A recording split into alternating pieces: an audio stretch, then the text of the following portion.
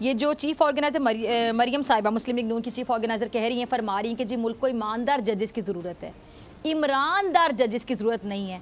तो क्या ये सीधा सीधा तौहीन अदालत नहीं है? और एक बार फिर से नून लीग अदलिया फाजिल जो जज साहिबान हैं उनको तनकीद का निशाना नहीं बना रहे? देखिए, पहली बात तो ये है कि ये पहली दफ़ा नहीं कर रही। इन्होंने कई दफ़ा मैच फिक्सिंग की तरह केस फिक्सिंग की बात की।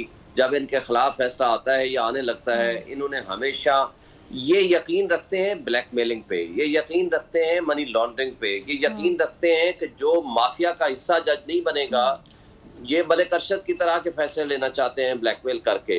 ये नहीं चाहते कि इंडिपेंडेंट अदलिया हो, इंडिपेंडेंट वो फैसले करें। अगर मेरिट पे आप इनको कोई एतराज़ है तो आप जजमेंट पे बात कर सकते हैं। जजेस को अंडर प्रेशर लाना, जजेस को मलाइन करना, जजेस को मतून करना, ये इनका पुराना तरीका वारदात है। तो अब चूंकि वो इलेक्शन से भाग रहे हैं, उनको पता है आइन के तहत 90 दिन में इलेक्शन कराने के ये पाबंद हैं, और 90 दिन गुजरते जा रहे हैं और 35 डेज से ज़्यादा अरसा गुजर चुका है।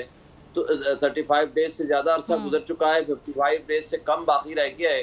तो सदर पाकिस्तान ने अपने आइनी और कानूनी जिम्मेदारियां पूरी करते हुए इलेक्शन कमीशन को एतमाद में लेके या आफ्टर कंसल्टेशन जो एक चीज़ लिखी हुई है और उनको ख़त लिख के और उन्होंने जो डेट दे दी है, अब इससे उनको तकलीफ है। अब वो नहीं चाहते कि इलेक्शन में जाएं, क्योंकि उनको पता है कि मोर देन 2/3 मेजॉरिटी के साथ इमरान खान ने वापस आ जाना है।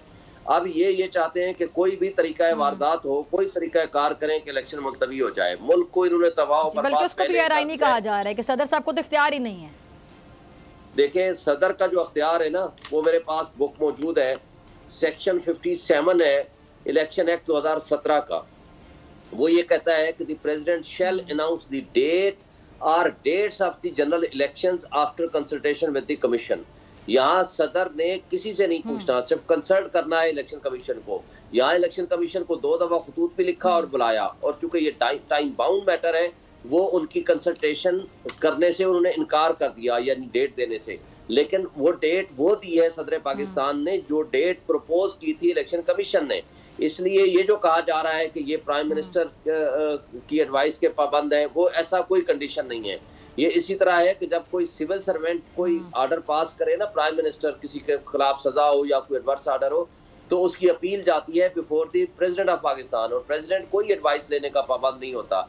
इसी तरह उनके जो वफाकी मुतसिब के फैसले होते हैं, उनके खिलाफ भी अपील रिप्रेजेंटेशन जाती है बिफोर द प्रेसिडेंट, और प्रेसिडेंट अपनी डिस्क्रिप्शन के मुताबिक फैसले करता है। तो यहाँ उसी तरह की पावर डेलीगेटेड है बाई लॉ इलेक्शन एक्ट 2017 के तहत 57 में, कि जो जनरल इलेक्शंस होंगे, ज़िमनी इलेक्शन की तारीख नहीं दे सकते। General elections include the elections of provincial assembly, और उसके मुताबिक जो प्रेसिडेंट अपनी पावर्स एक्सरसाइज करेगा, that is legal constitutional and recorded with law. ठीक है, अगर आपको ये वीडियो पसंद आई तो सब्सक्राइब करें और बेल आइकन पर क्लिक करें। मैं हूं सैयद मुजम्मिल शाह, और अब आप मुझे देख सकते हैं सिर्फ बोल न्यूज़ पर। जिंदगी एक मैदान है और PSL 8 में हर टीम को छूना आसमान है। 6 टीमों के बीच धुआंधार लड़ाई। ये शोर न लड़ाई का है न डर का, ये शोर है जीत का, ये शोर है जुनून का।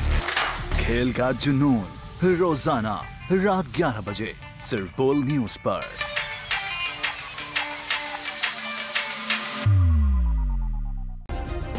सब्सक्राइब करें और बेल दबाएं ताकि कोई खबर रह न जाए।